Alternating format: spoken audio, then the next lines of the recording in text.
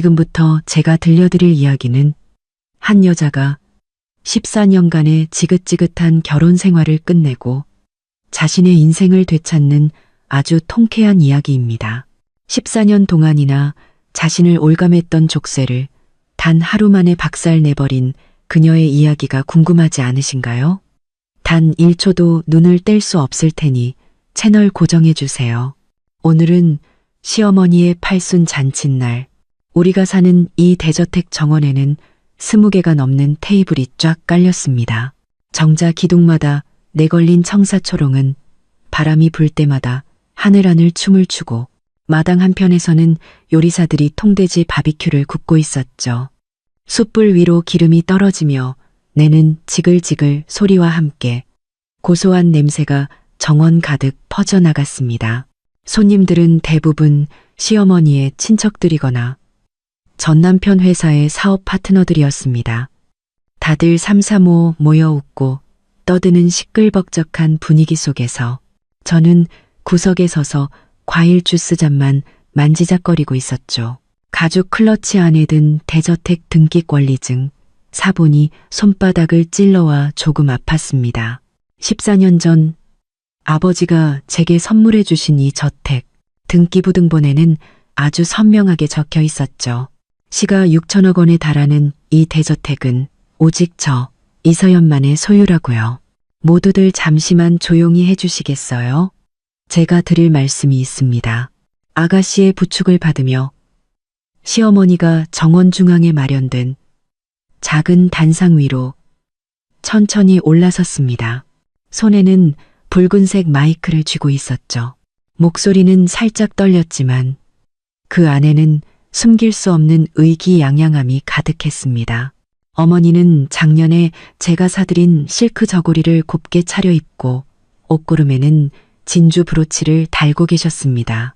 평소에는 늙어서 이런 좋은 옷은 다 소용없다며 손사래를 치시더니 오늘을 위해 한껏 멋을 내신 모양이었습니다. 손님들은 모두 하던 이야기를 멈추고 단상을 바라봤습니다. 저도 궁금한 마음에 앞으로 몇 걸음 다가섰죠. 분명 잔치는 그냥 식사만 하는 걸로 알고 있었는데 갑자기 무슨 말씀을 하시려는 걸까요? 시어머니 곁에 선아가씨는 제가 예전에 쓰다가 물려준 명품 가방을 메고 있었습니다. 무슨 좋은 일이라도 있는지 입꼬리가 귀에 걸려 내려올 줄을 몰랐죠. 시어머니는 헛기침을 한 번 하더니 입을 열었습니다. 오늘 제 팔순 잔치에 와주신 모든 분들께 정말 감사드립니다. 이 늙은이가 별 능력은 없지만 참 복이 많아요. 좋은 아들, 좋은 딸, 그리고 좋은 며느리까지 뒀으니까요. 좋은 며느리라고 말할 때 어머니는 힐끗 저를 쳐다봤습니다. 그 눈빛과 말투가 어딘지 모르게 이상했죠. 순간 심장이 쿵 하고 내려앉으며 불길한 예감이 스쳤습니다. 제가 아들 내외와 이 대저택에서 산 지 벌써 14년이 됐습니다. 참 넓고 살기 좋은 곳이죠. 시어머니는 잠시 말을 멈추더니 일부러 목소리를 높여 말했습니다. 가만히 생각해 보니 제가 이제 나이도 많고 살 날도 얼마 남지 않았는데 이 좋은 집을 그냥 둘 수는 없겠더라고요. 제 딸 미나는 아직 결혼도 못해서 번듯한 집 한 채 없는데 그래서 제가 결정했습니다. 오늘부터 이 대저택은 제 딸 미나에게 물려주겠습니다. 이제부터 여긴 우리 딸의 집입니다. 그 말이 끝나자마자 정원 안은 찬물을 끼얹은 듯 조용해졌습니다. 통돼지가 익어가는 소리마저 유난히 크게 들릴 정도였죠.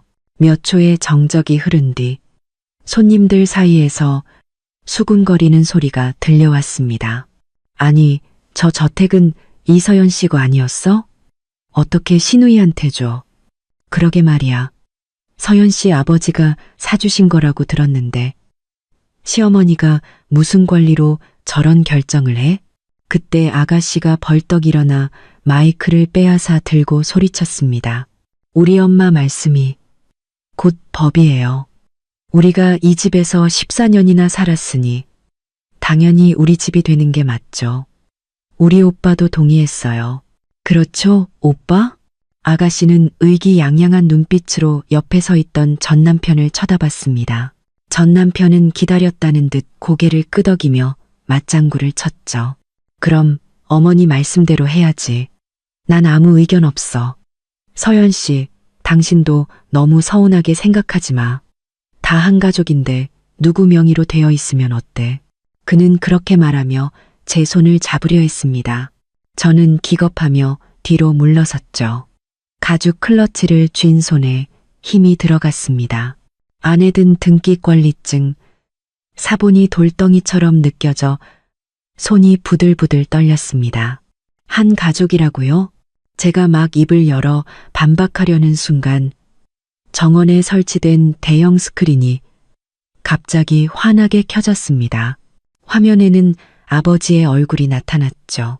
아버지는 짙은 회색의 맞춤 정장을 입고 머리를 단정하게 빗어넘긴 모습이었습니다. 손에는 제 어릴 적 사진을 들고 계셨죠. 배경을 보니 회사 회장실의 전면 유리창이었습니다. 아무래도 잔치 상황을 실시간으로 보고 계셨던 모양입니다. 손님들은 더욱 술렁이기 시작했습니다. 저분은 이서연 씨 아버지. 해밀그룹 이정훈 회장님 아니야?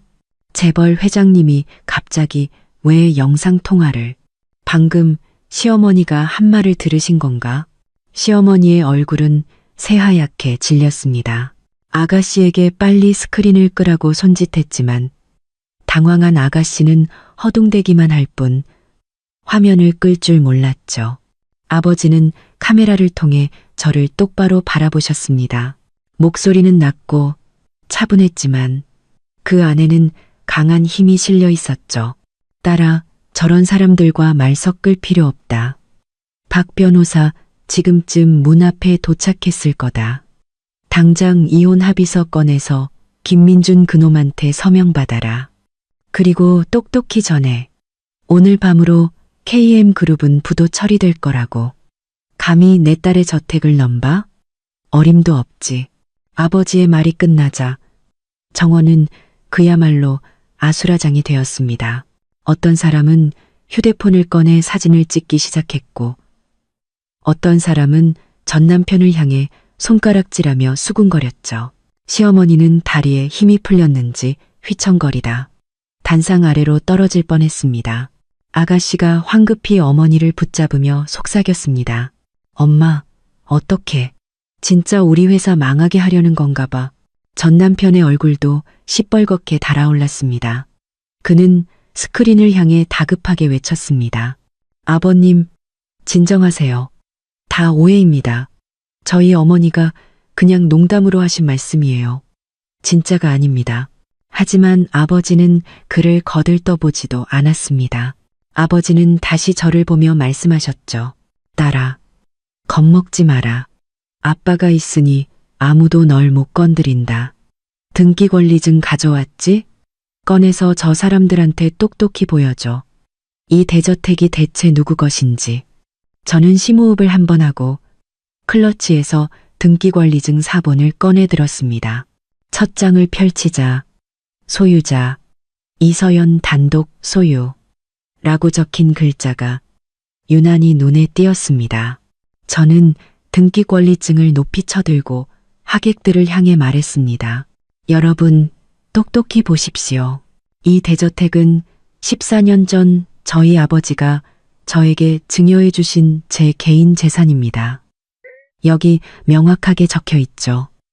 오직 저 이서연 개인의 소유라고요. 김민준 씨 가족과는 아무런 관련이 없습니다.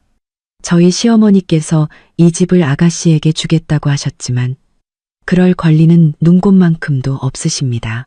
시어머니는 등기권리증을 보며 입술을 파르르 떨 뿐 아무 말도 하지 못했습니다.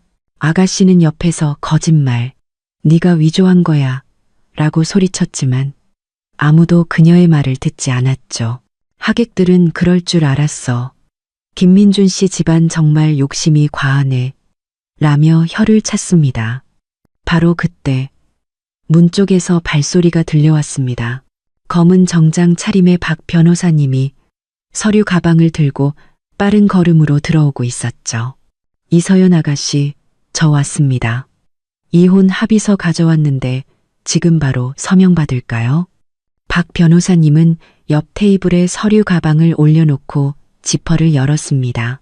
가방 안에는 이혼 합의서와 여러 서류 뭉치가 들어있었죠. 하얀 종이 위에 찍힌 검은 글자들이 유난히 선명해 보였습니다. 아가씨는 그걸 보자마자 달려들어 서류 가방을 닫으려고 했습니다. 당신 뭔데 남의 집안일에 끼어들어. 우리 오빠랑 새언니는 문제없어. 이혼은 무슨 이혼이야.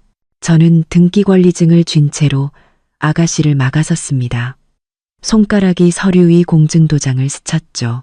이 이혼 반드시 해야겠어. 그리고 박 변호사님 물건에 손대지 마. 우리 아버지가 이 일을 처리하려고 부르신 분이니까. 저에게 밀쳐진 아가씨는 비틀거리다 뒤에 있던 하객과 부딪힐 뻔했습니다. 그녀는 곧바로 시어머니에게 달려가 소리쳤습니다. 엄마, 저것 봐. 나한테 저택도 안 주겠다더니 이제 이혼까지 하려고 해. 가만두면 안 돼. 그제야 정신을 좀 차린 시어머니는 단상 가장자리를 붙잡고 일부러 불쌍한 척하며 말했습니다.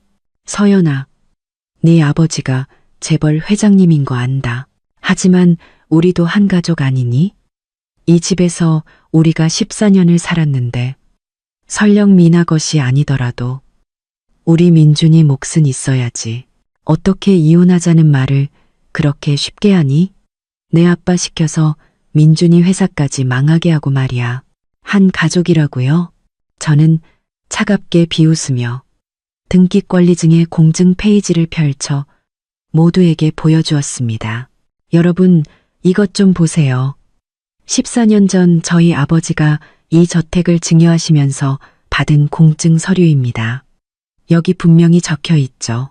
본 대저택은 이서연 개인에게만 귀속되며 배우자 및 제3자와는 어떠한 소유권 관계도 없음. 어떠한 개인도 임의로 처분할 수 없음. 당신들이 14년간 여기서 살 수 있었던 건 제가 부부의 정, 고부간의 정을 생각해서 허락했기 때문입니다. 제 것을 빼앗을 권리를 드린 게 아니라고요. 하객들 사이에서 고개를 끄덕이는 사람들이 보였습니다. 맞아. 공증까지 받았으면 당연히 이서연 씨 거지. 아무리 오래 살아도 자기게 되나? 김민준 씨 집안은 정말 양심도 없네. 남의 집에 얹혀 살면서 집까지 뺏으려고 하다니. 전 남편의 얼굴이 시뻘겋게 달아올랐습니다. 그는 다급하게 다가와 제 팔을 붙잡았습니다. 서연아, 그만해. 엄마는 그냥 나이가 들어서 잠시 정신이 없으셨던 거야. 그냥 하신 말씀이니 신경 쓰지 마. 우리 집에 가서 차분히 이야기하자. 여러 사람 앞에서 망신당하지 말고. 저는 그의 손을 뿌리쳤습니다. 그리고 가죽 클러치에서 작은 수첩을 꺼냈죠. 거기엔 지난 14년간 그들 가족이 쓴 돈이 낱낱이 기록되어 있었습니다. 저는 작년 기록이 있는 페이지를 펼쳐 읽기 시작했습니다. 작년 3월 아가씨가 명품 가방 사는데 1. 0만 원. 제 카드로 긁었죠. 작년 8월 온 가족이 유럽 여행 가는데 2. 0만 원. 그것도 제가 냈고요. 그리고 지난달 어머님이 외삼촌 집 사주신다고 0만 원을 달라셨죠. 제가 거절했더니 그때부터 이 저택이 당신들 것이 되어야 한다고 떠들고 다니셨고요. 이게 당신이 말하는 차분한 대화인가요? 제 말이 끝나자 하객들의 웅성거림은 더욱 커졌습니다. 누군가 전 남편과 아가씨를 가리키며 말했죠. 세상에 계속 이서연 씨 돈으로 생활했던 거네. 너무하다. 남의 돈 쓰면서 집까지 뺏으려고 하다니. 아가씨는 발을 동동 구르며 소리쳤습니다. 거짓말 마. 그 돈은 네가 좋아서 준 거잖아. 우리 오빠랑 결혼했으면 그 정도는 당연히 해줘야 하는 거 아니야? 당연하다고요? 그때 박 변호사님이 입을 열었습니다. 그는 서류 가방에서 다른 문서를 꺼내 전 남편 앞에 내밀었죠. 김민준 씨. 민법에 따르면 부부 일방의 특유 재산은 다른 일방이 임의로 처분할 권리가 없습니다. 이서연 아가씨가 귀하의 가족에게 지원한 돈은 증여에 해당하지만 지금 여러분은 아가씨의 대저택을 강탈하려 했습니다. 이는 명백한 불법 행위입니다. 그리고 이건 KM그룹의 최근 3년간 세무보고서입니다. 여러 건의 탈세 기록이 발견되었고 그 금액이 10억 원에 달합니다. 지금 당장 이혼에 합의하지 않으시면 저는 이 서류를 즉시 국세청에 제출하겠습니다. 전 남편은 보고서를 받아들고는 손을 부들부들 떨었습니다. 얼굴은 불그락푸르락 하더니 이내 새하얗게 질렸죠. 이럴 리가 없어. 우리 회사 회계는 문제 없었는데 어떻게 탈세 기록이 문제가 있는지 없는지는 국세청에서 조사하면 알게 되겠죠. 박 변호사님은 차분하지만 단호한 어조로 말했습니다. 선택지는 두 가지입니다. 첫째, 지금 이혼에 합의하는 겁니다. 그러면 이서연 아가씨는 과거의 금전적 지원이나 재산, 강탈 시도에 대해 문제 삼지 않을 겁니다. 둘째, 합의하지 않는 겁니다. 저는 즉시 국세청에 탈세 혐의를 신고하고 재산 강탈 미수 혐의로 여러분을 고소할 겁니다. 그렇게 되면 KM그룹은 끝장날 것이고 당신은 감옥에 갈 수도 있습니다. 감옥이라는 말에 시어머니는 전 남편의 손을 붙잡고 애원했습니다. 민준아, 서명해. 어서. 감옥은 절대 안 된다. 아가씨는 옆에서 말렸죠. 엄마, 안 돼. 서명하면 우리 저택도 회사도 다 잃는 거야. 서명 안 하면 감옥 가게 생겼는데 그럼 어쩌란 말이냐. 시어머니는 아가씨를 쏘아붙이고는 다시 저를 보며 애원했습니다. 서연아, 내가 잘못했다. 민준이 서명하게 해다오. 다시는 저택 얘기 꺼내지 않을게. 응? 저는 그들을 무시하고 전 남편을 쳐다보며 말했습니다. 선택은 당신이 하는 거예요. 전 남편은 한참을 망설이다 결국 펜을 들어 이혼 합의서에 서명했습니다. 박 변호사님이 합의서를 받아 확인한 뒤 제게 건네주었습니다. 이서연 아가씨, 서류상 문제는 없습니다. 최대한 빨리 이혼 절차를 마무리 짓겠습니다. 저는 합의서에 적힌 서명을 내려다보았습니다. 마음이 한결 가벼워지는 것을 느꼈죠. 14년간의 억울함이 드디어 끝나는 순간이었습니다. 아가씨는 옆에서 눈물이 그렁그렁한 채 서 있었지만 더 이상 아무 말도 하지 못했습니다.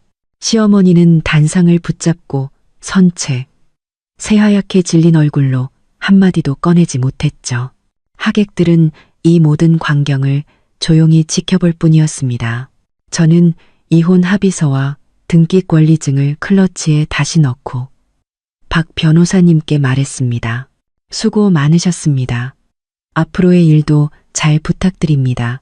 그리고 전 남편과 시어머니를 돌아보며 말했죠. 오늘부로 이 저택에서 나가주세요. 경호원들이 짐 싸는 걸 도와줄 겁니다. 3일의 시간을 드리죠. 3일 뒤에도 남아있다면 당신들의 물건은 단 하나도 없을 겁니다. 그 말을 남기고 저는 뒤도 돌아보지 않고 자리를 떴습니다. 14년간의 인내, 이제는 정말 끝이었습니다. 오늘부터 저는 오직 저 자신을 위해 살 겁니다. 그 누구도 다시는 저를 함부로 대하지 못할 겁니다. 잔치가 끝나고 저는 박 변호사님을 저택의 서재로 모셨습니다. 이 서재는 아버지가 특별히 설계해 주신 공간이었죠. 벽 한쪽은 원목 책장으로 가득 차 있었고 그 위에는 제 어린 시절 사진들과 아버지가 선물해 주신 첩법률 서적들이 꽂혀 있었습니다. 아버지는 일찍부터 제게 법을 알아야 스스로를 지킬 수 있다고 가르치셨습니다. 저는 책상 뒤편에 앉았습니다. 여전히 가죽 클러치를 꽉 쥐고 있었죠. 안에 든 등기권리증과 지출장부가 묵직하게 느껴졌지만 오히려 마음은 편안했습니다. 이서연 아가씨, 김민준 씨가 이혼 합의서에 서명했으니 가정법원 쪽에 연락해서 최대한 빨리 처리해달라고 요청했습니다. 10분이면 이혼 신고가 완료될 겁니다. 박 변호사님은 맞은편 의자에 앉아 서류 가방을 책상 위에 올려놓고는 휴대폰 통화 기록을 제게 보여주었습니다. 보세요. 방금 가정법원 담당자와 통화했습니다. 지금 시스템에 정보를 입력하고 있다고 합니다. 제가 고개를 끄덕이며 수고하셨습니다. 라고 말하려는 순간 서재문이 벌컥 열리며 전 남편이 뛰어들어왔습니다. 뒤에는 시어머니와 아가씨도 함께였죠. 전 남편은 얼굴이 시뻘개진 채 방금 서명한 이혼 합의서를 꽉 쥐고 소리쳤습니다. 이서연, 이혼은 안 돼. 우리 아직 부부 공동 재산도 정리 안 했잖아. 이렇게 우리를 내쫓을 수는 없어. 시어머니도 옆에서 울며 거들었습니다. 그래, 서연아. 저택이 내 것이라고 해도 우리 민준이가 너랑 14년을 살았는데 위자료는 줘야지. 안 그러면 우리가 나가서 어디서 살고 뭘 먹고 살란 말이냐. 어머니는 울면서 제 손을 잡으려 했고 저는 급히 몸을 피했습니다. 손이 책상 서랍 안에 CCTV 리모컨에 닿았죠. 작년에 혹시 몰라 설치해둔 것이었는데 지금 아주 유용하게 쓰일 것 같았습니다. 아가씨는 옳지는 않았지만 눈을 치켜뜨며 말했습니다. 그래, 내 아버지가 재벌 회장이라 돈도 많으면서 그깟 위자료가 아까워? 위자료 안 주면 우리도 안 나가. 이 집에서 14년이나 살았으니 우리 목도 있는 거야. 그녀는 그렇게 말하며 책장 쪽으로 슬금슬금 다가갔습니다. 시선은 제 책상 위에 놓인 등기 권리증에 고정되어 있었죠. 몰래 훔쳐가려는 속셈이 뻔했습니다. 저는 CCTV 리모컨을 눌렀습니다. 벽에 걸린 모니터에 서재의 실시간 영상이 나타났죠. 쓸데없는 짓 하지 마세요. 여기 CCTV 다 돌아가고 있으니까 당신들이 하는 말, 행동 전부 다 녹화되고 있습니다. 그리고 부부 공동 재산이요? 지난 14년간 당신들 가족이 제 돈으로 제 집에서 살면서 저한테 단 1원 한 푼 준 적 있나요? 오히려 제가 받아야 할 돈이 훨씬 많을 텐데요. 제 장부에 똑똑히 기록되어 있으니 위자료를 원하시면 당신들이 저한테 빚진 돈부터 갚으시죠. 저는 클러치에서 지출 장부를 꺼내 첫 페이지를 펼쳐 보였습니다. 여기 총 금액이 적혀 있네요.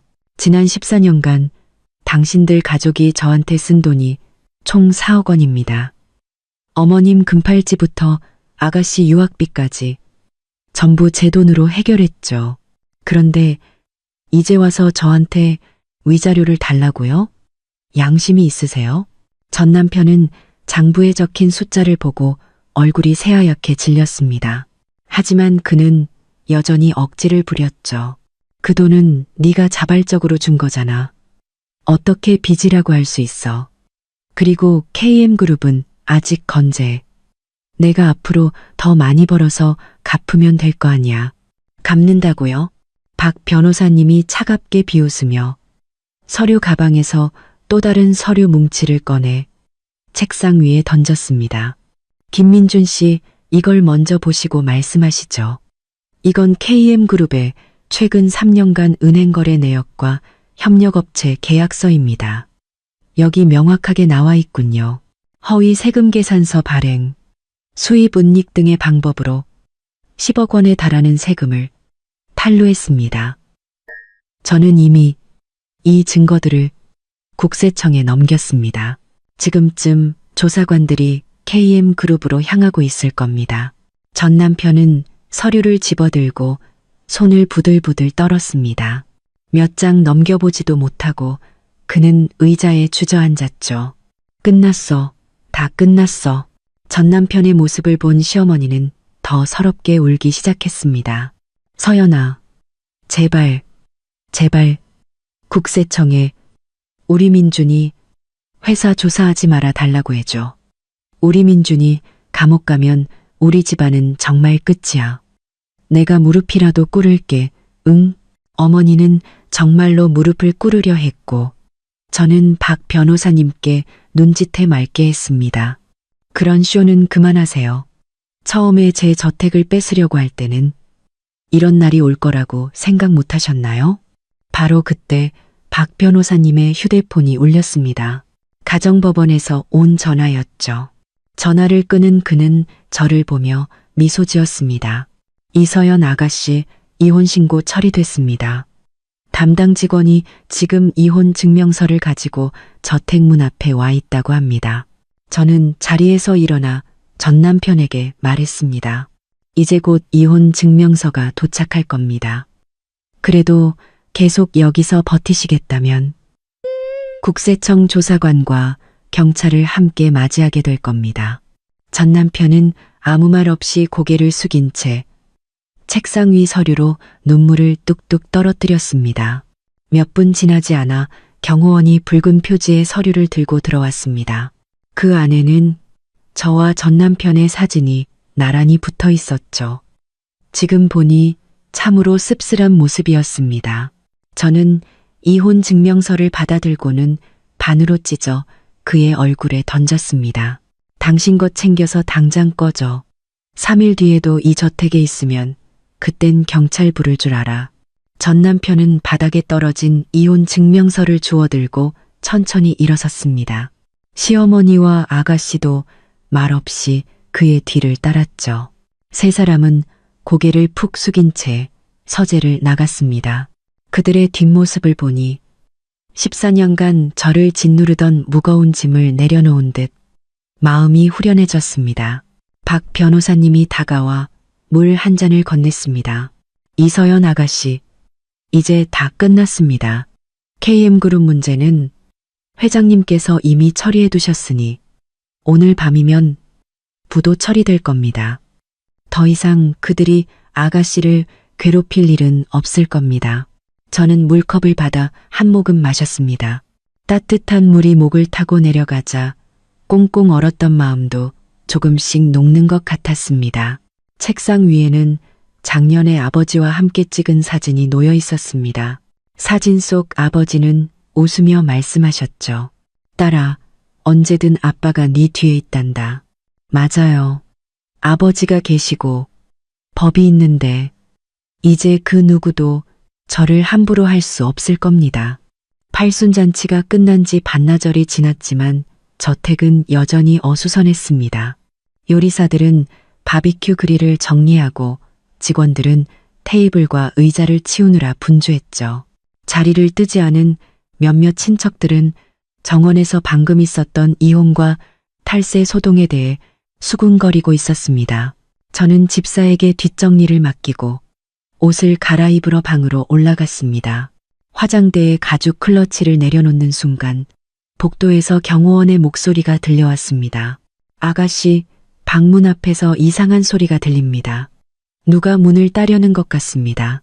심장이 쿵 하고 내려앉았습니다. 틀림없이 아가씨일 겁니다. 아까 서재에서도 계속 제 등기관리증을 훔쳐보더니 결국 일을 저지르는군요. 분명 서류를 훔쳐서 몰래 명의를 이전하려는 속셈이겠죠. 저는 급히 서랍에서 예비 열쇠를 꺼내 문으로 달려갔습니다. 문을 열기도 전에 철컥하는 소리와 함께 문이 열렸습니다. 아가씨는 검은색 파일 폴더를 품에 안고 복도 끝으로 황급히 도망치고 있었습니다. 그 폴더에는 대저택 등기 서류라는 라벨이 붙어 있었죠. 어제 서류를 정리하다가 침대 옆 서랍에 넣어둔 것이었는데 그걸 찾아낸 모양입니다. 저 여자 잡아. 절대 놓치지 마. 제가 소리치자 계단 입구를 지키던 경호원 2명이 즉시 달려가 아가씨의 앞을 가로막았습니다.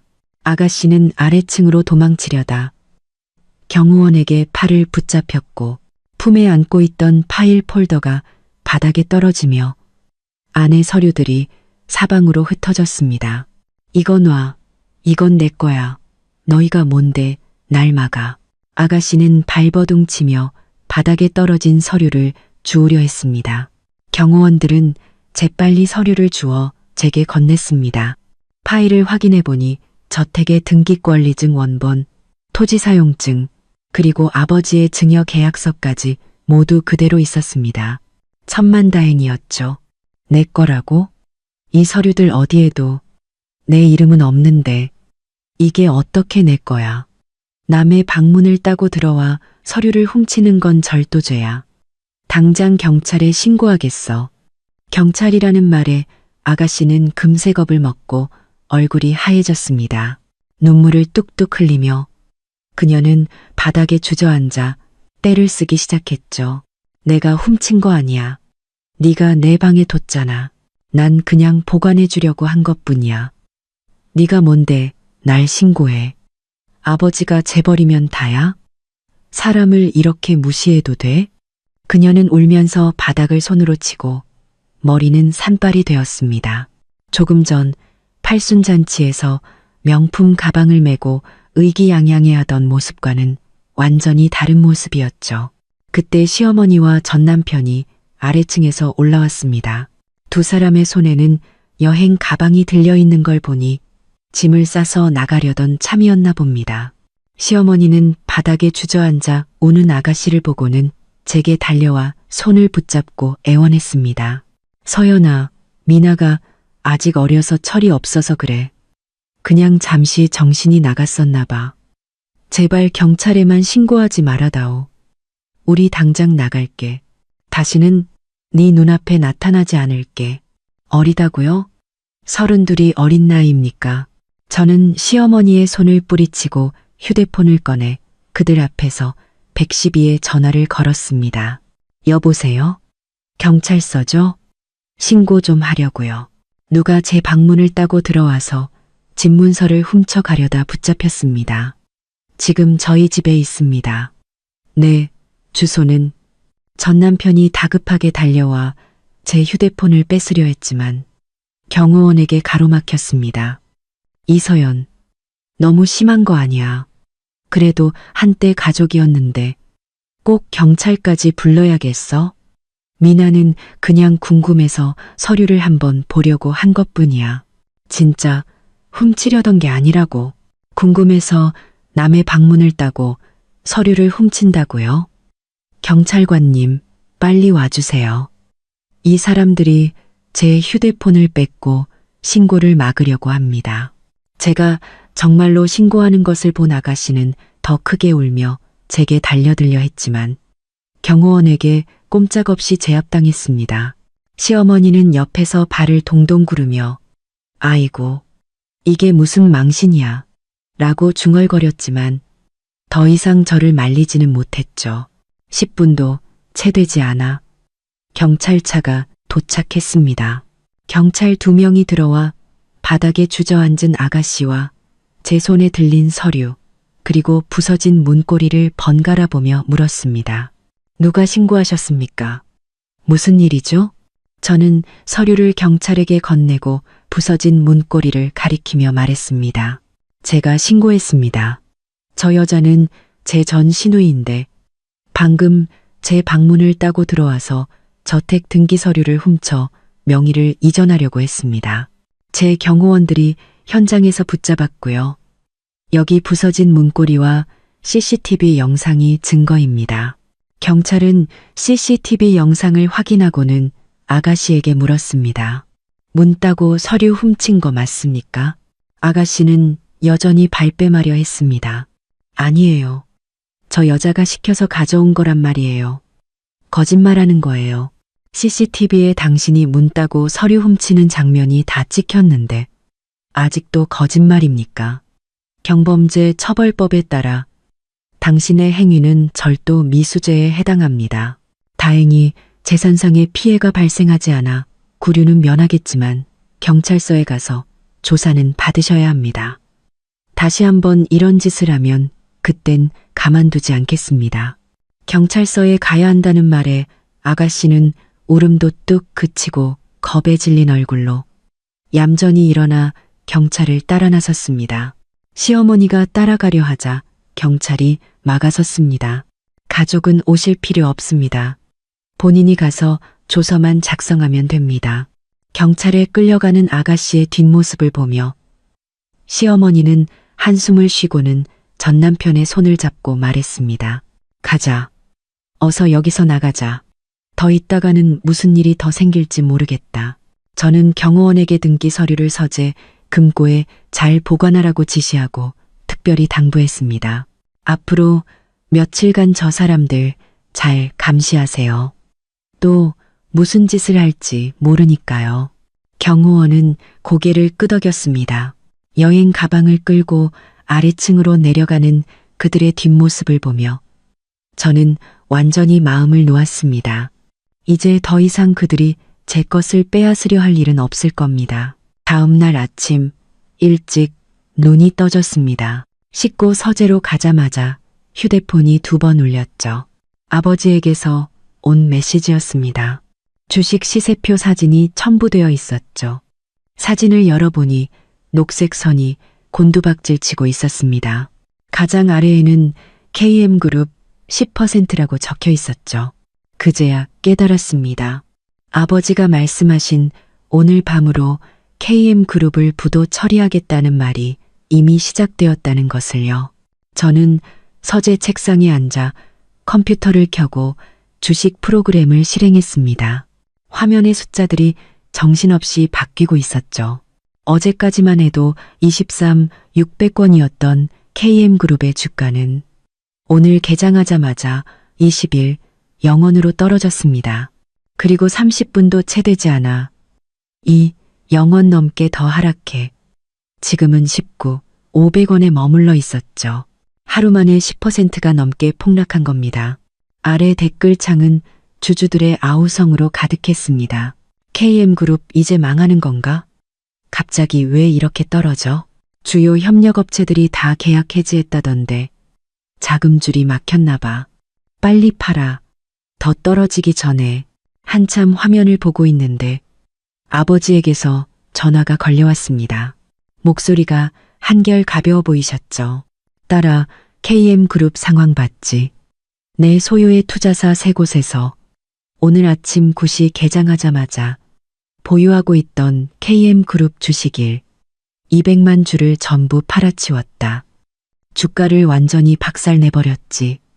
그리고 해밀그룹과 거래하던 주요 협력업체들한테도 KM그룹과의 모든 계약을 해지하라고 지시했다.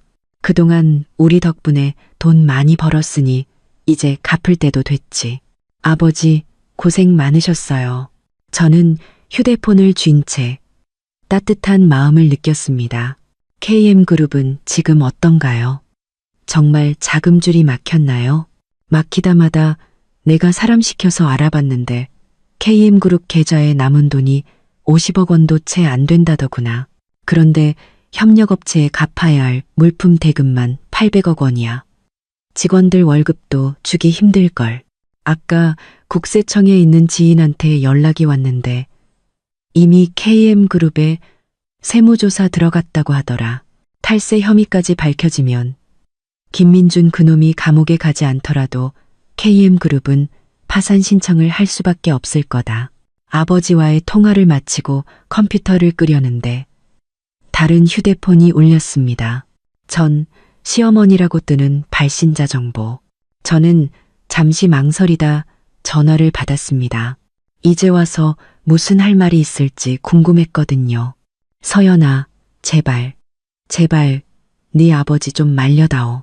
전화를 받자마자 시어머니의 울음소리가 터져 나왔습니다. 목소리는 날카롭고 쉬어 있었죠. KM그룹이 지금 망하게 생겼어. 주가는 폭락하고 협력업체들은 다 계약을 해지했대. 민준이는 회사에서 사람들과 싸우다 손찌검까지 할 뻔했다더라. 이러다 우리 집안 정말 길바닥에 나은 게 생겼어. 우리 14년이나 함께한 정을 생각해서 제발 한 번만 도와주면 안 되겠니? 정이라고요? 저는 차갑게 비웃으며 키보드를 가볍게 두드렸습니다. 팔순잔치에서 이 저택을 따님에게 주겠다고 선언하실 때는 저와의 정을 생각하지 않으셨나요? 따님이 제 방문을 따고 등기 서류를 훔치려 했을 때는요? 이제 KM그룹이 망하게 생기니 그제야 정이 생각나세요? 너무 늦었습니다. 내가 잘못했다. 내가 정말 잘못했어. 저택은 이제 필요 없어. 민준이도 너랑 이혼했고 다시는 널 귀찮게 하지 않을게. 제발 내 아버지가 KM그룹을 더 이상 건드리지 않게 해줘. 민준이가 회사를 잃으면 우리 식구는 뭘 먹고 살란 말이냐. 뭘 먹고 살지는 당신들 사정이죠. 저와는 아무 상관없습니다. 제 목소리는 차분했고 마음에는 아무런 동요도 없었습니다. KM그룹이 이 지경이 된 건 저희 아버지가 망하게 해서가 아니에요. 당신들 스스로 자초한 일이죠. 탈세로 돈을 벌고 남의 인맥으로 회사를 유지했으니 언젠가는 이렇게 될 줄 알았어야죠. 정말 아들을 위한다면 지금이라도 국세청에 가서 자수하라고 설득하세요. 어쩌면 선처를 받을 수도 있을 테니까요. 자수라고? 그럼 우리 민준이가 감옥에 가잖아? 그건 절대 안 돼. 시어머니의 목소리가 갑자기 높아졌습니다. 이서연, 너 너무 매정한 거 아니야. 네 아버지가 재벌 회장인데 그 돈이 그렇게 아까워? 그냥 우리 좀 불쌍히 여겨서 한 번만 도와주면 안 돼? 불쌍히 여겨달라고요? 그럼 지난 14년간 제가 당한 억울함은 누가 보상해주죠? 그동안 그들이 제 돈을 쓰고 제 집에 얹혀 살면서도 당연하게 여겼던 모든 순간이 떠오르자 화가 치밀어 올랐습니다. 분명히 말씀드리죠. 당신들을 도울 생각 눈꼽만큼도 없습니다. 다시는 전화하지 마세요. 한 번 더 전화하면 바로 차단할 겁니다. 저는 시어머니가 더 말할 틈도 주지 않고 전화를 끊고 바로 번호를 차단해버렸습니다. 휴대폰을 내려놓자마자 집사님이 아침 식사를 들고 들어왔습니다. 아가씨, 방금 경비실에서 연락이 왔는데 김민준 씨의 차가 저택 밖에 서 있다고 합니다. 안으로 들어오려다 제지당했다고 하네요. 기다리라고 하세요. 저는 우유를 한 모금 마시고 창밖의 햇살을 바라보았습니다. 만약 함부로 들어오려고 하면 바로 경찰에 신고하세요.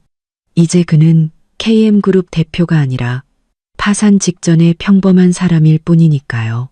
제 저택에 들어올 자격 없습니다. 집사님은 고개를 끄덕이고 밖으로 나갔습니다.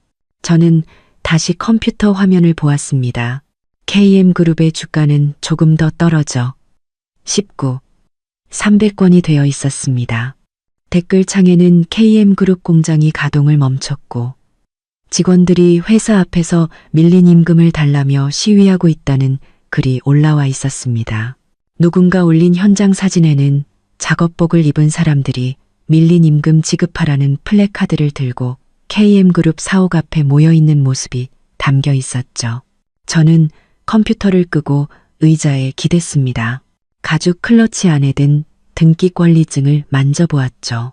지난 14년 저는 결혼을 위해 참고 소위 정이라는 것 때문에 물러섰습니다. 하지만 그 대가는 그들의 끝없는 욕심뿐이었죠. 이제 됐습니다. KM그룹은 망할 것이고 그들은 더 이상 저를 괴롭히지 못할 겁니다. 앞으로의 인생은 오롯이 저의 뜻대로 살아갈 겁니다. 오후 3시쯤 집사님이 다급한 얼굴로 뛰어들어왔습니다.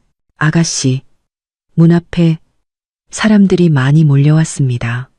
전 사모님께서 친척들을 데리고 오셨는데 저택 문을 막고 아무도 드나들지 못하게 하고 있습니다.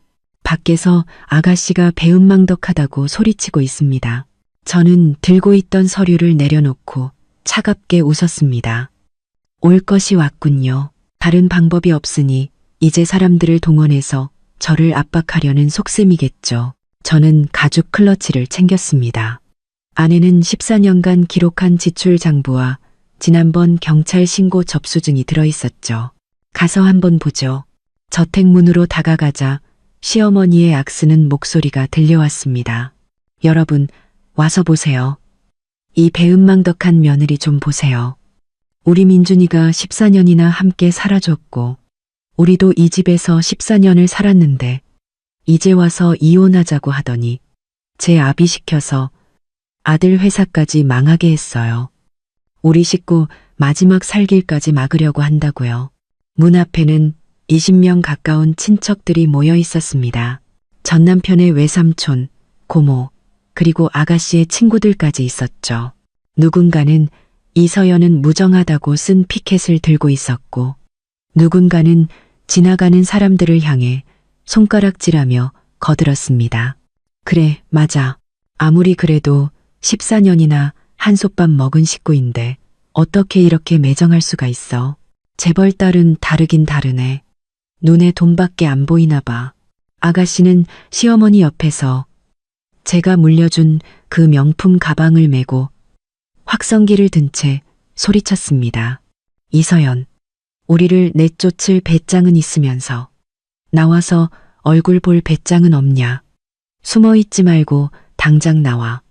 저는 대문을 열고 밖으로 나갔습니다. 경호원들이 제 뒤를 따라 양옆으로 나란히 섰죠. 친척들은 순간 조용해지며 저를 쳐다봤습니다. 시어머니도 울음을 그치고 제게 손가락질하며 말했죠. 이서연, 드디어 나왔구나. 솔직히 말해. 네가 일부러 네 아빠 시켜서 민준이 회사 망하게 한 거지? 일부러 우리를 내쫓으려는 거지? 제가 내쫓는다고요? 저는 차갑게 웃으며 가죽 클러치에서 지출 장부를 꺼내 첫 페이지를 펼쳐 보였습니다. 여러분, 이것 좀 보세요. 제가 14년간 쓴 가계부입니다. 여기 분명히 적혀 있죠. 지난 14년간 이 가족이 저한테 쓴 돈이 총 4억 원입니다. 작년 5월 외삼촌 집 사는데 0만 원을 달라고 해서 제가 거절했더니 여기저기 제 험담을 하고 다니셨죠. 작년 8월 온 가족이 유럽 여행 가는데 0만 원, 항공권, 호텔, 쇼핑까지 전부 제 카드로 긁었습니다. 그리고 따님, 제 전 시누이는 작년에 명품 가방 3개 사는데 500만 원을 썼죠. 그것도 제 돈이었고요. 이 돈들 단 한 번이라도 갚은 적 있으신가요? 친척들이 장부를 보려고 몰려들었습니다. 누군가 장부에 적힌 숫자를 보고는 혀를 내둘렀죠.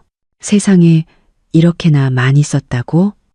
이건 남의 집에 얹혀 사는 수준이 아니라 그냥 거머리처럼 붙어서 산 거네. 아까는 이서연 씨가 배은망덕하다고 하더니 내가 보기엔 저 집안이 더 양심 없구먼. 시어머니의 얼굴이 시뻘개졌습니다.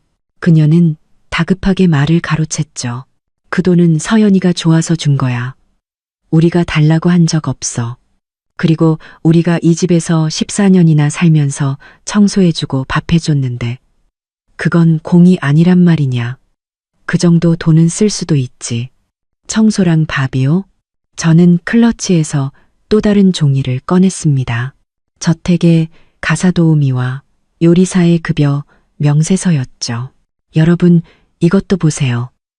이 저택에는 전문 가사도우미와 요리사가 있습니다. 월급은 당연히 제가 지급하고요. 한 달에 1,000만 원씩 14년이면 16억이 넘는 돈입니다. 당신들이 언제 저를 위해 청소를 하고 밥을 했습니까?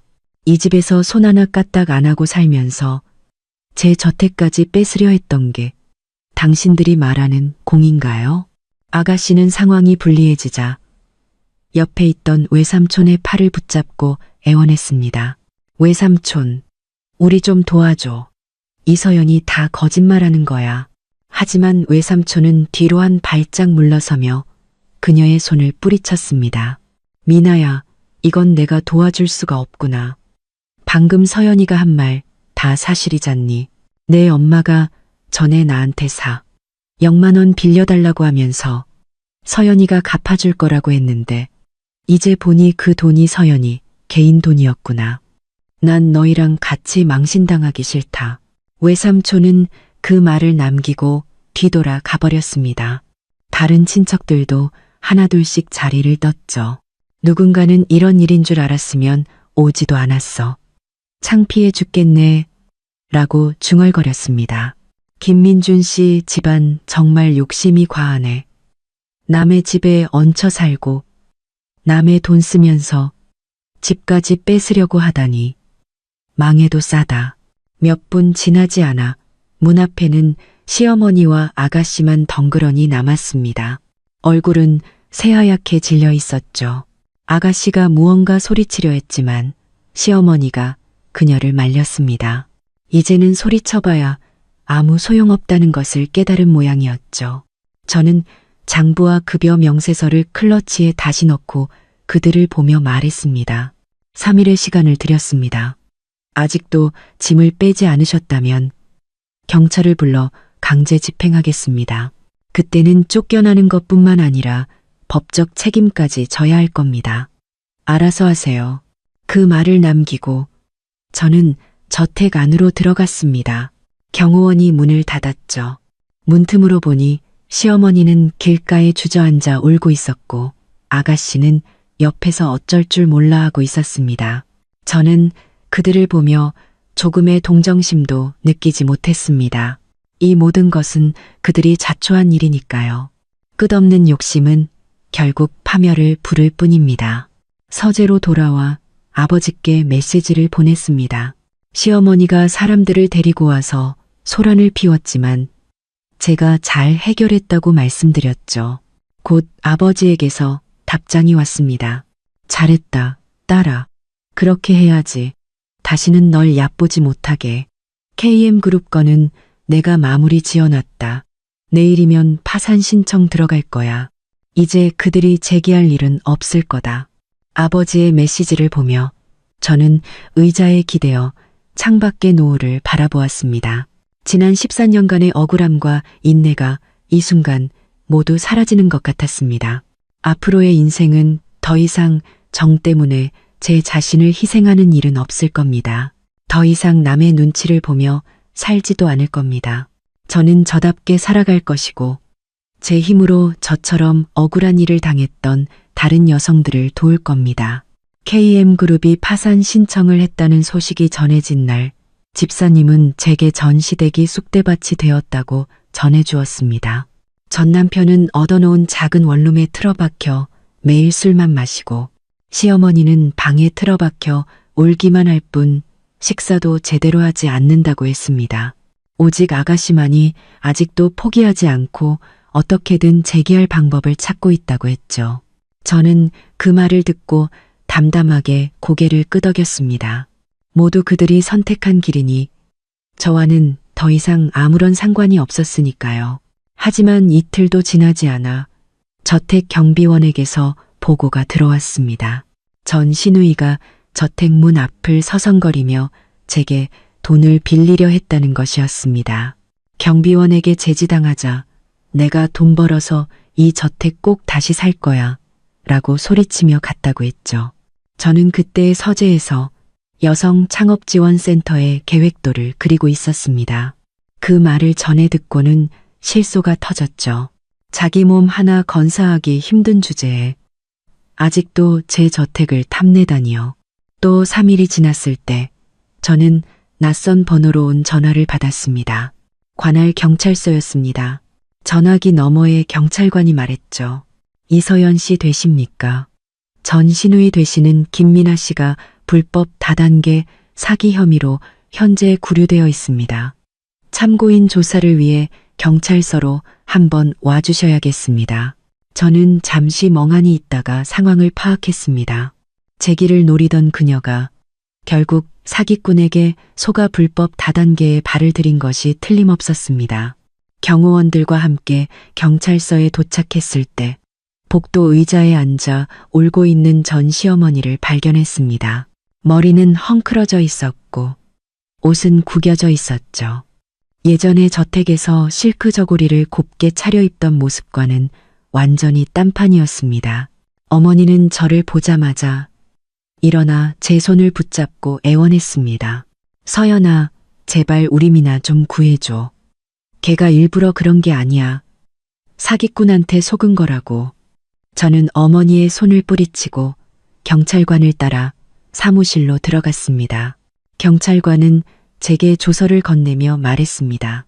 김민아 씨가 집에 남아있던 5천만 원을 몰래 훔쳐 SNS에서 알게 된 투자 전문가라는 사람을 통해 소위 단기 고수익 프로젝트에 투자했다는 것이었습니다. 하지만 돈을 송금하자마자 상대방은 그녀를 차단해버렸고 사기당한 것을 깨달은 그녀가 다른 투자자들을 모아 돈을 되찾으려 했지만 조사 결과 그 프로젝트 자체가 200억 원 규모의 불법 다단계 사기였음이 밝혀졌다는 것이었죠. 그녀 역시 피해자 중 한 명이었습니다. 저는 조서 내용을 보며 아무런 감정도 느끼지 못했습니다. 5천만 원은 아마 시어머니가 몰래 숨겨둔 노후 자금이었을 겁니다. 그걸 딸이 훔쳐서 사기당해 날려버린 것이죠. 경찰관은 말을 이었습니다. 다른 피해자들과는 연락이 닿았고 현재 사기꾼의 행방을 쫓고 있습니다. 김미나 씨도 피해자이긴 하지만 불법 다단계에 가담했고 다른 2명을 끌어들인 혐의가 있어 15일간 구류 조치 후 벌금 2천만 원이 부과될 예정입니다. 사무실을 나오자 전 시어머니는 여전히 울고 있었습니다. 저를 보자마자 그녀는 무릎을 꿇었죠. 서연아, 내가 다 잘못했다. 미나 시켜서 내 저택 뺏으려고 했던 것도 민준이랑 이혼하게 만든 것도 다 내 잘못이야. 이제 미나는 감옥에 가게 생겼고 민준이는 매일 술만 마시고 우리 집안은 정말 끝났어. 제발 벌금 좀 내줘서 우리 미나 좀 꺼내주면 안 되겠니? 다시는 내 앞에 나타나지 않을게. 저는 무릎 꿇은 그녀를 내려다보며 조금의 동정심도 느끼지 못했습니다. 자업자득이라는 생각뿐이었죠. 저는 휴대폰을 꺼내 예전에 전 시누이가 저택문 앞에서 이 저택을 다시 사겠다고 소리치던 CCTV 영상을 보여주었습니다. 따님은 아직도 제 저택을 뺏을 궁리만 하고 있는데 제가 도와줘야 할 이유가 있나요? 불법 다단계에 빠진 건 본인이 어리석어서이고 당신 돈을 훔친 건 본인이 탐욕스러워서입니다. 모두 스스로 선택한 길이죠. 저와는 상관없습니다. 전 시어머니는 CCTV 영상을 보고는 울음소리가 점점 잦아들더니 결국 바닥에 주저앉아 내가 죄인이야. 다 내가 죄인이야. 라고 중얼거렸습니다. 바로 그때 그녀는 갑자기 눈을 감더니 옆으로 쓰러졌습니다. 저는 경호원에게 그녀를 부축하게 하고 경찰의 도움을 요청했습니다.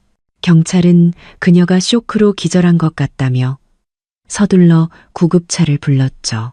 구급차가 전 시어머니를 싣고 떠난 뒤 경찰관은 제게 말했습니다. 김미나 씨의 벌금을 낼 사람이 없으면 개인 재산에서 압류하게 됩니다. 재산이 없으면 신용불량자로 등록될 거고요. 저는 고개를 끄덕였습니다. 알겠습니다. 저와는 상관없는 일이니 벌금을 대납할 생각은 없습니다. 경찰서를 나오니 햇살이 유난히 눈부셨습니다.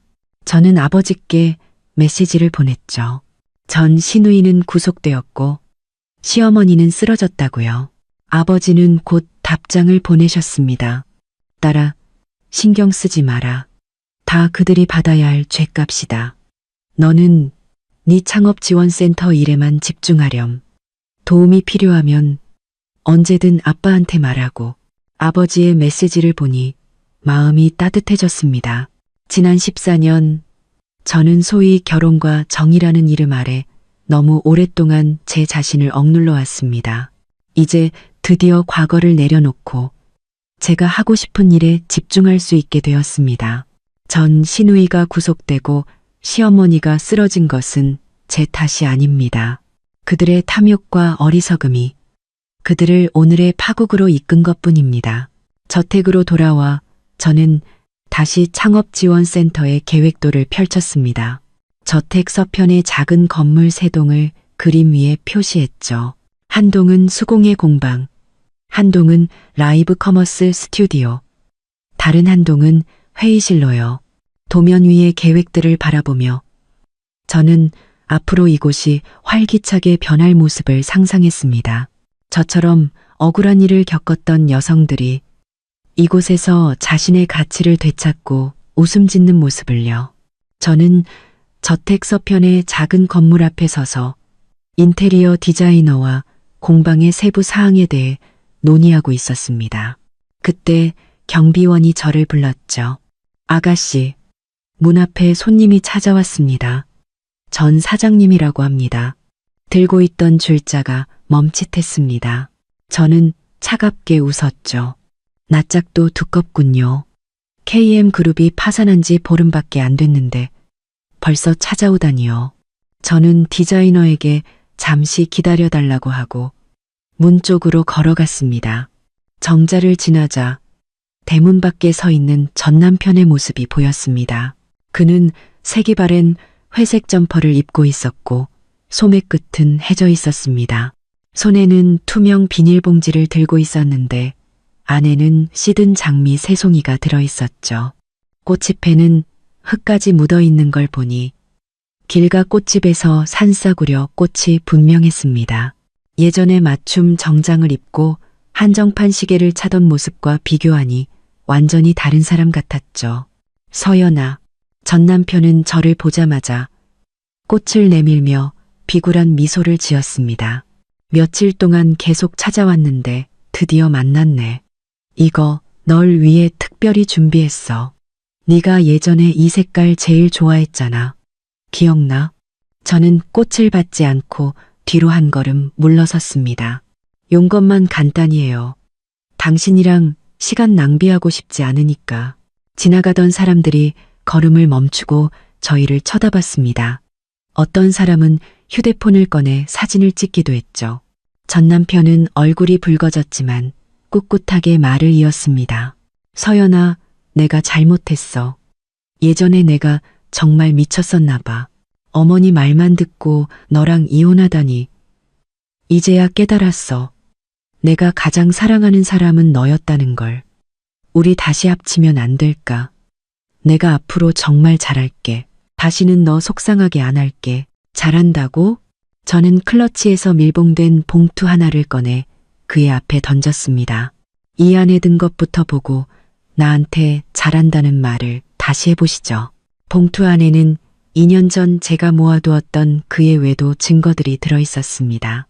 비서와의 메신저 대화 캡처, 호텔 앞에서 껴안고 있는 사진 등 총 10장이 넘는 선명한 증거들이었죠. 전 남편은 쭈그려 앉아 봉투를 주었습니다.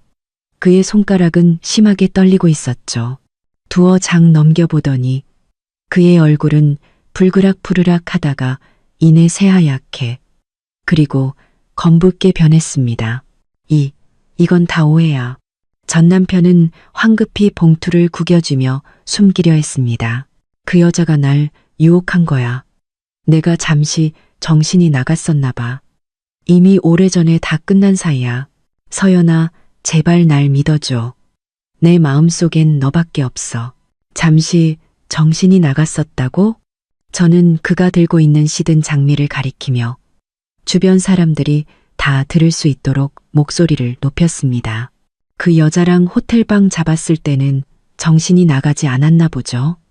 내가 준 돈으로 500만 원짜리 목걸이 사줄 때는요. 이제 KM그룹은 파산했고 당신은 에어컨도 없는 원룸에 살게 되니 그제야 내가 생각났나 보네요. 진작에 뭘 하셨어요? 주변 사람들의 수군거림이 더욱 커졌습니다. 세상에, 바람 피운 주제에 얹혀 살기까지 한 거였어? 파산하니까 다시 합치자고? 정말 뻔뻔하다. 전 남편은 고개를 더욱 깊이 숙였습니다. 장미를 쥔 손에 힘이 들어가 꽃잎이 바닥으로 우수수 떨어졌죠. 그는 갑자기 쿵 소리를 내며 무릎을 꿇었습니다. 서연아, 제발, 제발, 한 번만 더 기회를 줘. 내 마음이 얼마나 착한지 내가 알잖아. 내 아버지가 재벌 회장님이시니까 KM그룹 다시 일으킬 수 있게 좀 도와주면 안 될까? 네가 도와주기만 하면 내가 뭐든지 다 할게. 다시는 너한테 대들지 않을게. 저는 무릎 꿇은 그의 모습을 보며 아무런 감정도 느끼지 못했습니다. 예전에 그의 어머니와 함께 이 저택을 아가씨에게 넘기라고 저를 협박할 때는 이런 날이 올 줄 몰랐을까요? 저는 뒤로 두 걸음 물러서며 경비원에게 말했습니다. 저 사람 끌어내세요. 앞으로 또 저택문 앞에서 소란 피우면 바로 경찰에 신고하고요. 경비원 2명이 즉시 다가와 전 남편의 양팔을 붙잡았습니다. 전 남편은 발버둥치며 외쳤죠. 서연아, 나한테 이러면 안 돼. 우리 그래도 부부였잖아. 경비원들은 아랑곳하지 않고 그를 길가로 끌고 갔습니다. 그의 신발 한 짝이 벗겨지고 손에 든 장미도 바닥에 흩어졌습니다. 처량하기 짝이 없는 모습이었죠. 주변 사람들은 그를 비웃었습니다. 어서 가요. 여기서 더 망신당하지 말고. 전 남편은 경비원들에게 끌려가며 계속해서 제 이름을 불렀습니다. 그의 목소리가 완전히 들리지 않게 되자 디자이너가 다가와 물 한 병을 건넸습니다. 아가씨, 괜찮으세요? 저런 사람 때문에 기분 상하실 필요 없어요. 저는 물을 받아 한 모금 마시고는 고개를 저었습니다. 화나지 않아요. 그냥 우스울 뿐이에요. 예전에는 늘 참고 희생하는 게 미덕인 줄 알았는데 이제야 깨달았어요. 저런 사람에게는 일말의 여지도 주지 않는 게 상책이라는 걸요. 저는 손에 들린 설계도면을 내려다보았습니다. 거기에는 공방의 선반과 작업대가 그려져 있었죠. 마음이 차분해졌습니다. 전 남편과 얽히는 것보다 제게는 더 중요한 일이 있었습니다. 억울한 일을 당했던 다른 자매들이 제가 만든 이 창업지원센터를 기다리고 있었으니까요. 가치 없는 사람에게 감정을 낭비할 시간은 없었습니다. 저는 서평 건물로 돌아가 디자이너와 다시 인테리어에 대해 논의했습니다. 조금 전의 소동은 머릿속에서 완전히 지워버렸죠. 정자를 타고 들어온 햇살이 설계도면 위로 따스하게 쏟아졌습니다. 저는 문득 과거에 끔찍했던 일들이 마치 바닥에 떨어진 시든 장미 같다고 생각했습니다. 진작에 쓰레기통에 버려졌어야 할 것들이었죠. 저의 미래는 이 설계 도면처럼 명확하고 희망으로 가득 차야 합니다. 박 변호사님에게서 전화가 왔을 때 저는 저택 서편의 수공예 공방에서 작업자들과 선반의 규격을 확인하고 있었습니다. 전화기 너머 그의 목소리는 차분했지만 확신에 차 있었죠.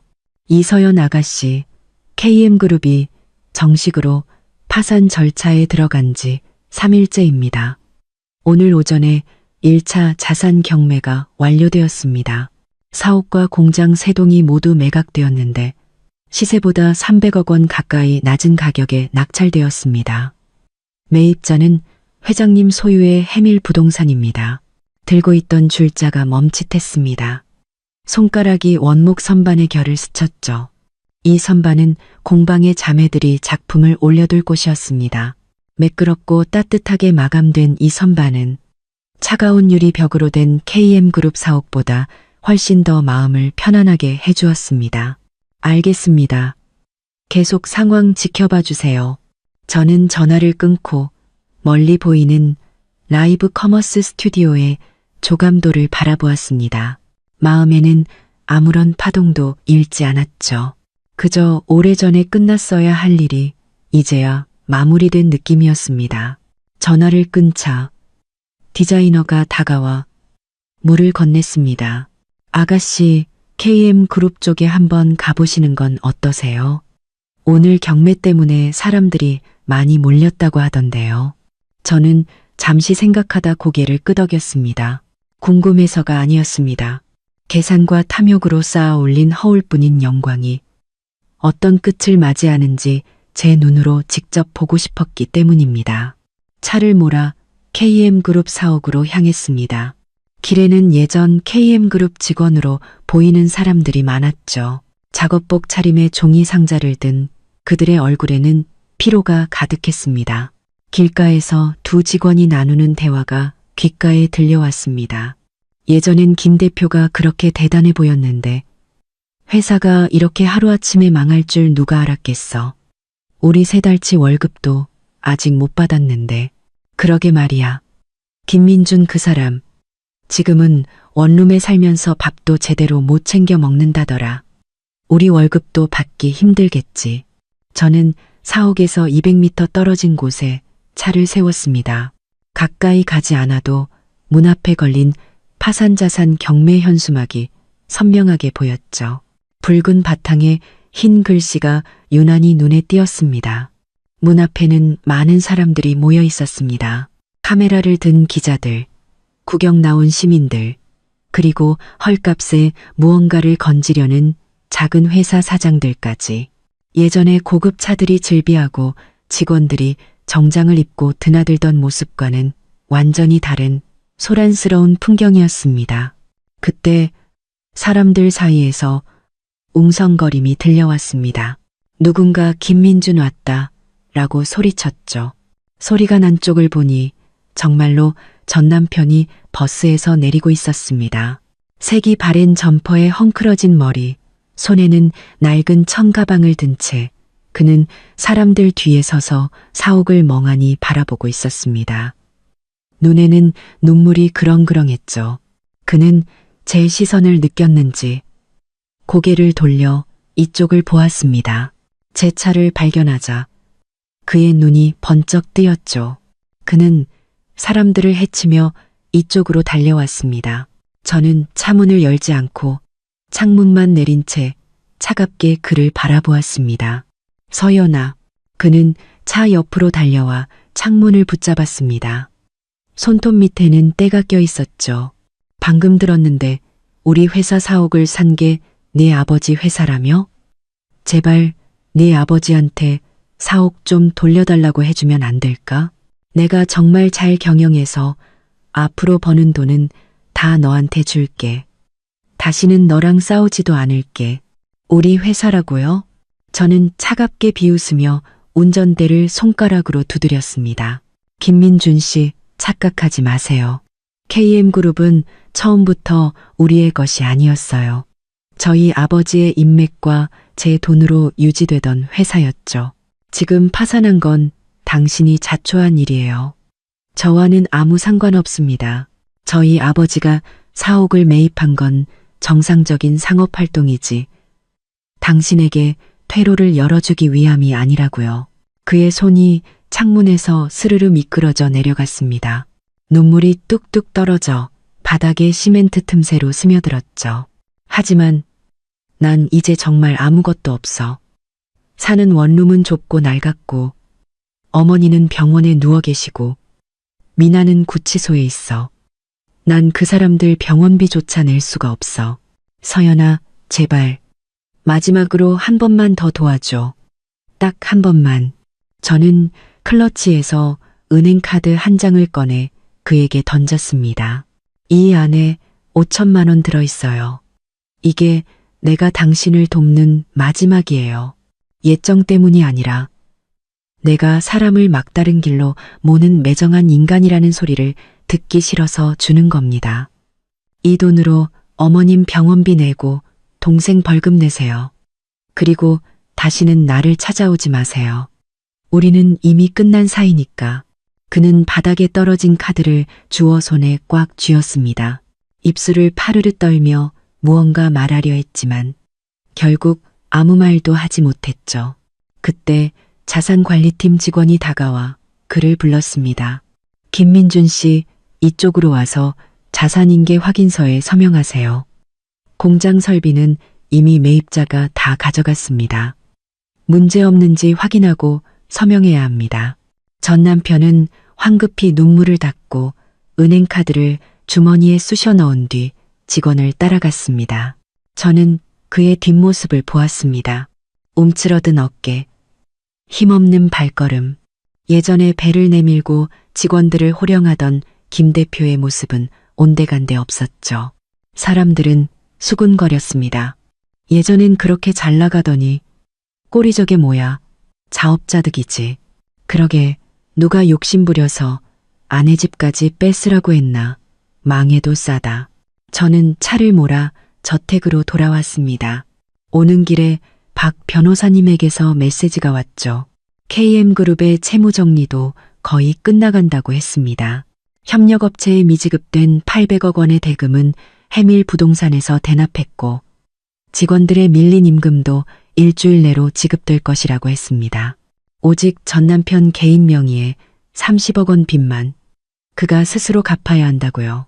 저는 알겠습니다라고 답장하고 휴대폰을 조수석에 던져두었습니다. 저택에 돌아오니 공방의 선반 설치가 끝나 있었습니다. 햇살이 창문을 통해 선반 위로 따스하게 쏟아졌죠. 디자이너가 라이브 커머스 스튜디오의 조명 조감도를 들고 다가왔습니다. 아가씨, 이 조명 시야는 어떠세요? 따뜻한 색감 위주라 수공예품 라이브 방송에 잘 어울릴 겁니다. 시청자들에게 친근한 느낌을 줄 수 있을 거예요. 저는 조감도를 받아들고 그 위에 그려진 부드러운 조명을 바라보았습니다. 마음이 환해지는 것을 느꼈죠. KM그룹의 파산은 끝이 아니라 제 새로운 삶의 시작이었습니다. 계산으로 얻은 것들은 결국 사라지기 마련입니다. 오직 자신의 두 손으로 창조한 가치만이 진정으로 자신의 것이 될 수 있는 법이죠. 공방의 전기회로 설계도를 수정하고 있는데 휴대폰이 울렸습니다. 제1병원 응급실이라고 뜨는 발신자 정보. 심장이 쿵 내려앉았습니다. 틀림없이 전 시어머니에게 무슨 일이 생긴 것이겠죠. 며칠 전 그녀가 경찰서에서 쓰러진 뒤 계속 병원에 입원해 있으며 전 남편이 병원비도 제대로 내지 못하고 있다는 소식을 들었거든요. 이서연 씨 되십니까? 전 시어머님 되시는 박순자님께서 방금 뇌졸중으로 쓰러지셔서 지금 응급실에 계십니다. 휴대폰에 이서연 씨 연락처밖에 없어서 연락드렸습니다. 보호자 서명이 필요하니 최대한 빨리 병원으로 와주시기 바랍니다. 저는 펜을 내려놓고 클러치에서 차키를 챙겼습니다. 디자이너에게 병원 좀 다녀올게요. 돌아와서 다시 얘기해요. 라고 말하고는 서둘러 차고로 향했죠. 가는 길에 전 남편에게 전화를 걸었습니다. 10번 넘게 신호가 가고 나서야 그가 전화를 받았죠. 목소리는 잠이 덜 깬 듯했고 술 냄새가 나는 듯했습니다. 누구세요? 아침부터 귀찮게 어머니가 뇌졸중으로 쓰러지셨어요. 제1병원 응급실에 계시니 당장 오세요. 저는 화를 억누르며 말했습니다. 마음속으로는 조금의 동정심도 잃지 않았죠. 만약 그가 제가 준 5천만 원으로 술을 사 마시지 않고 어머니 병원비를 냈더라면 이런 일은 없었을 겁니다. 병원에 도착했을 때 응급실 앞에는 불이 켜져 있었습니다. 복도에는 전 시어머니의 친척 몇 명이 모여 있었죠. 50대 남동생과 40대 여동생이었습니다. 그들은 모두 인상을 찌푸린 채 왜 또 일이 터진 거야? 병원비는 어떡하지? 라고 중얼거릴 뿐 진심으로 그녀를 걱정하는 사람은 아무도 없어 보였습니다. 서연이 왔네. 전 시어머니의 남동생이 저를 보고는 거짓 미소를 지으며 다가왔습니다. 자네도 알다시피 우리 누나 상태가 이런데 우리도 돈이 없어서 말이야. 자네 아버지가 재벌 회장님이시니 병원비 좀 제가 왜 내야 하죠? 저는 그의 말을 끊고 클러치에서 예전에 전 남편에게 5천만 원을 송금했던 기록을 꺼내 보였습니다. 3일 전에 제가 김민준 씨에게 5천만 원을 드렸습니다. 어머님 병원비 내시라고요. 그런데 이제 돈도 없고 사람도 쓰러졌으니 저 말고 그 사람을 찾으셔야죠. 친척들은 순간 조용해졌습니다. 전 시어머니의 여동생이 다급하게 말했죠. 민준이 걔, 자네도 알잖나. 손에 돈을 쥐고 있지를 못하는 애야. 벌써 다 써버렸겠지. 서연아, 그래도 14년이나 함께 살았던 정을 생각해서 한 번만 더 도와주면 안 되겠니? 안 그러면 우리 언니 정이라고요? 저는 차갑게 비웃으며 응급실 문을 가리켰습니다. 예전에 당신들 누나와 함께 제 저택을 뺏으려 했을 때는 정을 생각하지 않으셨나요? 당신들 조카딸이 제 방문을 따고 서류를 훔칠 때는요? 이제 돈이 필요하니 그제야 정이 생각나세요? 너무 늦었습니다. 바로 그때 전 남편이 비틀거리며 복도 끝에서 달려왔습니다. 헝클어진 머리, 술에 절은 옷. 한눈에 봐도 원룸에서 막 달려온 모습이었죠. 그는 응급실의 불빛을 보고는 다리에 힘이 풀려 주저앉을 뻔했습니다. 엄마, 괜찮으세요? 네가 여길 왜 와? 전 시어머니의 남동생이 달려가 전 남편의 뺨을 때렸습니다. 네, 엄마가 입원한 지가 언젠데 넌 술 마시는 것 말고 하는 게 뭐야? 5천만 원이나 되는 병원비를 다 날려버려? 네가 인간이야? 전 남편은 뺨을 감싸 쥔 채 아무 대꾸도 못하고 바닥에 주저앉아 울었습니다. 저도 어쩔 수가 없었어요. 회사는 망하고 취직은 안 되고 월세도 못 낼 지경인데 술이라도 마시지 않으면 미칠 것 같았다고요. 울면 다 해결되나? 저는 다가가 응급실 문 앞에 놓인 수술 동의서를 전 남편에게 건넸습니다. 어서 서명해요. 의사가 기다리고 있어요. 병원비는 당신이 알아서 해결하고 다시는 나를 찾지 마세요. 나는 할 만큼 했습니다.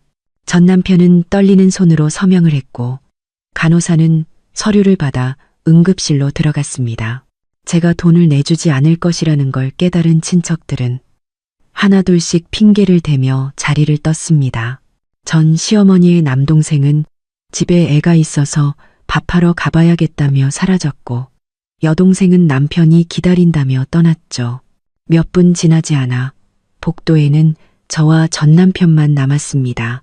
1시간쯤 지났을까 응급실에 불이 꺼지고 의사가 나왔습니다. 환자는 일단 위험한 고비는 넘겼습니다. 하지만 오른쪽 몸에 마비가 왔고 발음도 어눌해졌습니다. 앞으로 재활치료가 필요할 텐데 비용은 대략 1억 원 정도 예상됩니다. 빨리 준비하시는 게 좋을 겁니다. 1억이라는 말에 전 남편은 의자에 주저앉았습니다. 1억, 내가 1억이 어디 있어?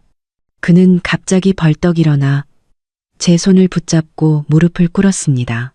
서연아, 제발 1억만 더 빌려줘. 엄마까지 없으면 난 정말 아무것도 없어. 저는 그의 손을 뿌리치고 뒤로 물러섰습니다. 나는 이미 5천만 원을 줬어요. 단 1원도 더 줄 수 없습니다. 정말 어머니를 살리고 싶으면 일을 구하세요. 아르바이트라도 하세요. 여기서 나한테 애원할 시간에요. 당신도 이제 35살이니 자신의 행동에 책임을 져야죠. 저는 그 말을 남기고 휴대폰을 꺼내 아는 재활의학과 의사에게 전화를 걸었습니다. 전 시어머니의 병실을 잡아달라고 부탁하고 비용은 전 남편이 직접 내도록 하라고 말했죠. 전화를 끊고 저는 여전히 무릎 꿇고 있는 전 남편을 내려다보았습니다. 마음에는 아무런 동요도 없었죠. 이 모든 것은 그들이 자초한 일입니다. 탐욕과 나태, 무책임, 그 모든 것이 결국 오늘의 비극을 낳은 것입니다. 병원을 나오니 햇살이 유난히 눈부셨습니다. 저는 디자이너에게 전화를 걸어 곧 저택으로 돌아가겠다고 말했습니다. 차를 몰아 돌아오는 길 창밖의 분주한 도시를 보며 마음이 한결 가벼워지는 것을 느꼈습니다. 저는 더 이상 그들 가족에게 얽매일 필요가 없습니다. 더 이상 정 때문에 제 자신을 희생할 필요도 없죠. 앞으로의 날들은 오직 여성 창업 지원센터를 성공시키는 데에만 집중할 겁니다. 저처럼 억울한 일을 당했던 자매들이 자신의 삶을 되찾도록 돕는 것. 그것이 저의 새로운 목표였습니다. 저택에 돌아오니 공방의 선반 설치가 끝나 있었습니다. 디자이너는 조명 조감도를 들고 저를 기다리고 있었죠. 저는 조감도를 받아들고 그 위에 그려진 부드러운 조명을 바라보았습니다. 마음이 환해지는 것을 느꼈죠. 끔찍했던 과거는 이제 막을 내렸습니다. 저의 미래는 이 조명처럼 따뜻하고 밝게 빛날 겁니다. 병원에서 돌아온 다음 날, 저는 믿음직한 경호원 2명과 함께 전 시어머니와 시누이가 저택에 남기고 간 짐을 정리하기 시작했습니다. 솔직히 말해서 짐을 치우는 동안 저는 조금의 망설임도 없었습니다. 오히려 속이 후련했죠. 14년간 제 저택을 차지하고 있던 쓰레기들을 드디어 치워버릴 시간이었으니까요. 전 시어머니는 2층 남향방을 썼습니다. 그 방에는 제가 결혼 선물로 받았던 자개장이 놓여 있었죠. 하지만 그 안에는 제 옷은 한 벌도 없이 온통 그녀의 실크 한복과 금부치들로 가득 차 있었습니다. 경호원들이 장을 옮기다가 안에서 작은 보따리 하나가 떨어졌습니다. 열어보니 그녀가 몰래 숨겨둔 현금 3천만 원과 아버지 회사 주식 양도증서 몇 장이 들어있었죠. 아마 제가 모를 때 몰래 현금화하려던 속셈이었을 겁니다. 저는 그 보따리를 집사에게 넘겨 유류품으로 창고에 보관하라고 지시했습니다. 전 시누이의 방은 그야말로 쓰레기장이었습니다. 바닥에는 제가 버린 명품 구두들이 널려 있었고, 책상 위에는 제가 사줬던 고가 화장품의 빈 병들이 산더미처럼 쌓여 있었죠. 가장 어처구니 없었던 것은 그녀의 베개 밑에서 발견된 저택의 평면도였습니다. 거기에는 안방과 정원이 붉은 펜으로 동그라미 쳐져 있었고, 앞으로 이건 다 내 거라고 적혀 있었죠. 저는 그 평면도를 경호원들 앞에서 갈기갈기 찢어 쓰레기통에 버렸습니다. 꿈 깨시지. 하루 종일 정리한 짐은 3톤 트럭 3대를 가득 채웠습니다. 저는 경호원들에게 쓸만한 옷이나 생필품은 자선단체에 기부하고, 낡은 신발이나 이불 같은 것들은 모두 폐기물 처리장으로 보내라고 지시했습니다. 트럭이 저택 대문을 빠져나가는 모습을 보며 저는 깊은 숨을 내쉬었습니다. 공기마저 상쾌하게 느껴졌죠.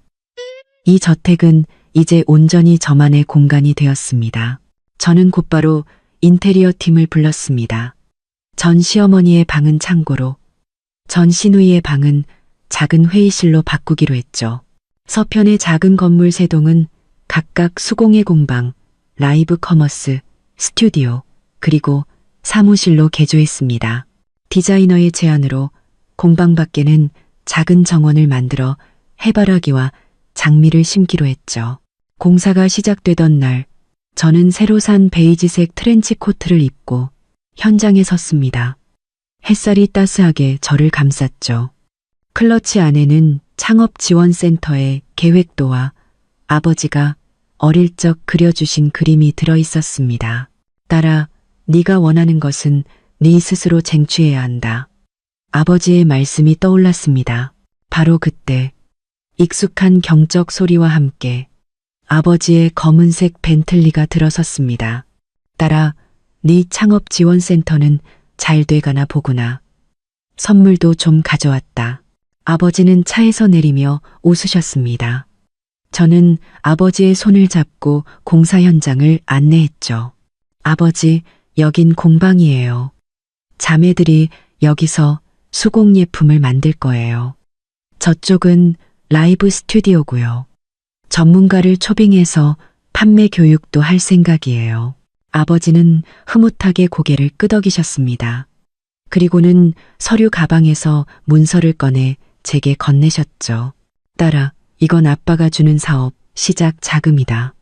해밀그룹 계좌에서 네 창업재단으로 1조 원을 이체해뒀다. 이걸로 규모도 확장하고 강사도 초빙하고 자매들 지원금으로도 쓰렴. 부족하면 언제든 더 말하고. 1조 원이라니. 저는 손이 떨릴 정도였습니다. 제 돈만으로도 충분하다고 생각했는데 아버지의 지원은 상상을 초월했죠. 아버지, 이건 너무 많지 않다. 아빠는 네가 행복하게 하고 싶은 일을 하며 사는 걸 보는 게 소원이야. 네가 하는 일은 더 많은 여성들을 돕는 좋은 일이잖니. 아빠는 네가 이 센터를 전국 최고의 여성 창업 플랫폼으로 키울 거라고 믿는다. 아버지의 말씀에 저는 눈시울이 붉어졌습니다. 아버지, 실망시켜드리지 않을게요. 자매들이 창업뿐만 아니라 법과 재테크도 배워서 다시는 저처럼 당하지 않도록 만들 거예요. 아버지는 그 후에도 디자이너와 함께 공사 현장을 꼼꼼히 살피셨습니다. 공방에 콘센트를 더 설치하고 스튜디오의 방음을 강화하라는 조언까지 해주셨죠. 떠나시기 전에는 집사에게 제가 식사를 거르지 않도록 매일 제가 좋아하는 음식을 사무실로 가져다 주라고 신신당부하셨습니다. 아버지의 차가 떠난 뒤 저는 공방 작업대 앞에 서서 매끄러운 원목을 쓸어보았습니다. 마음이 든든했죠. 과거에 끔찍했던 기억들은 공사 소음과 함께 산산조각 난 것 같았습니다. 이제 제 손에는 등기 권리증과 자금, 그리고 아버지의 든든한 지원이 있습니다. 저를 도와줄 자매들도 있죠. 더 이상 그 누구도 저를 함부로 할 수 없을 겁니다. 그날 밤 저는 새로 꾸며진 회의실에 앉아 창업지원센터에 참가 신청서를 작성했습니다. 수공예, 제과제빵, 의류 디자인 등 10개의 분야를 정하고 각 분야에 필요한 장소, 설비, 교육 지원 내용을 꼼꼼히 적었죠. 신청서를 클러치에 넣고 창밖을 보니 달빛이 정원을 환하게 비추고 있었습니다. 저는 곧 이곳이 희망을 품은 자매들의 웃음소리로 가득 찰 것이라고 확신했습니다. 창업지원센터 모집 공고를 낸 지 3일 만에 50명이 넘는 지원자가 몰렸습니다. 저는 그중 30명을 선발했죠. 그중에는 예전에 저처럼 시댁의 부당한 요구에 시달리다 제 도움으로 집을 지켜냈던 이지은 씨도 있었습니다. 그녀는 직접 뜬 스웨터를 들고 와 말했죠. 대표님, 이제 제 손으로 돈 벌어서 당당하게 살고 싶어요. 저는 그 자리에서 그녀를 합격시키고 가장 햇살이 잘 드는 자리를 내주었습니다. 저는 5명의 전문 강사를 초빙해 매주 2번씩 교육을 진행했습니다. 제과제빵에 지원했던 한 아주머니는 처음에는 긴장해서 반죽도 제대로 못했지만 이제는 가게에서 파는 것보다 더 맛있는 빵을 만들어내죠. 저는 매주 라이브 커머스 방송 날을 정해 자매들이 직접 만든 제품을 판매할 기회를 주었습니다. 첫 방송에서 이지은 씨의 스웨터는 10벌이나 팔렸고 그녀는 눈물을 글썽이며 제게 고마워했죠. 한 달 뒤 5개의 프로젝트가 첫 달부터 흑자를 기록했습니다. 이지은 씨는 800만 원이 넘는 수익을 올렸죠. 저는 그날 저녁 모든 자매들을 저택으로 초대해 파티를 열었습니다. 다들 자신의 성공담을 나누며 웃음꽃을 피웠죠. 며칠 뒤 이지은 씨와 다른 자매들이 제게 감사패를 들고 찾아왔습니다. 여성의 꿈에 날개를 달아주셔서 감사합니다. 붉은 바탕에 금색으로 수놓인 글씨가 유난히 빛났습니다. 대표님 덕분에 이제 시댁 눈치 안 보고 제가 벌어서 제가 쓰고 싶은 거 마음껏 사요. 다른 자매들도 입을 모아 제게 감사 인사를 전했죠. 저는 그 감사패를 사무실 가장 잘 보이는 곳에 걸어두었습니다. 그날 밤 아버지와의 통화에서 그는 제 상상 이상으로 잘해내고 있다며 칭찬을 아끼지 않으셨습니다. 전화를 끊고 사무실 창밖을 보니 이지은 씨가 공방에서 다음 주 방송을 위해 늦게까지 스웨터를 짜고 있었습니다. 그녀를 비추는 따뜻한 조명, 저것이 바로 제가 원했던 삶이었습니다. 제 힘으로 더 많은 자매들이 당당하게 살아가도록 돕는 것. 센터를 운영한 지 6개월이 지났을 때 저는 공익 강연회를 열기로 했습니다. 제 경험을 공유하고 자매들에게 더 넓은 인맥을 만들어주고 싶었기 때문이죠. 강연회장에는 자매들의 작품 사진과 맛있는 간식이 준비되었습니다. 그리고 제 클러치 안에는 과거에 저를 지켜주었던 등기 권리증, 지출장부, 그리고 이혼 증명서가 들어있었죠. 강연회가 시작되고 저는 제 지난 14년간의 이야기를 담담하게 풀어놓았습니다. 그리고 3가지 조언을 덧붙였죠. 첫째, 중요한 재산은 반드시 자신의 명의로 법적 보호를 받도록 할 것. 둘째, 정을 내세워 이용하려는 사람을 경계하고 멀리할 것. 셋째, 어떤 상황에서도 스스로를 지킬 힘을 기를 것. 한 자매가 전시댁의 근황을 묻자 저는 솔직하게 답했습니다. 시어머니는 병원에서 재활치료를 받고 있지만 아무도 돌보지 않고 전 남편은 공사장에서 막노동을 하며 겨우 병원비를 대고 있으며 시누이는 불법 다단계 혐의로 3년형을 선고받고 교도소에서 노역 중이라고요. 그들의 비참한 결말은 모두 스스로의 탐욕이 부른 결과였습니다. 강연회를 마치며 저는 자매들이 선물해준 감사패를 들어보였습니다. 여러분, 어떤 어려움이 닥쳐도 절대 자신을 포기하지 마세요. 저 역시 14년간의 억울함 속에서 벗어나 이렇게 많은 자매들을 도울 수 있게 되었습니다. 여러분도 자신의 2손으로 그리고 곁에 있는 자매들과 함께 얼마든지 멋진 인생을 만들어갈 수 있습니다. 강연회가 끝나고 많은 자매들이 저를 안아주며 용기를 얻었다고 말했습니다. 그날 밤 저는 공방에 앉아 자매들이 선물해준 작은 장식품들을 바라보았습니다. 과거의 아픔은 이제 저를 성장시키는 선물이 되었습니다. 저는 제 저택을 지켜냈을 뿐만 아니라 더 많은 자매들이 자신의 인생이라는 저택을 스스로 지을 수 있도록 도왔습니다. 누구도 빼앗을 수 없는 자신의 2손으로 일궈낸 당당함과 행복이라는 저택을요. 앞으로도 저는 이 창업지원센터를 더욱 발전시켜 더 많은 자매들이 자신만의 멋진 모습으로 살아갈 수 있도록 도울 겁니다.